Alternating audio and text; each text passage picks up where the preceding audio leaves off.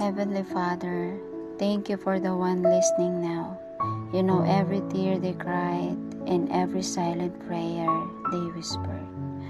Lord, I lift up their heart to you. May this journal become more than just pages. Let it be a place of healing, of rest, and of peace. If they feel lost, bring them home to you.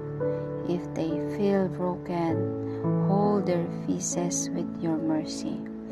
Jesus, walk with them through every word. Remind them that they are not alone, not forgotten, not unseen.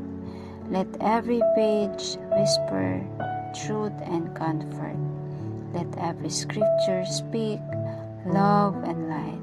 And may this journey bring them gently back into your arms.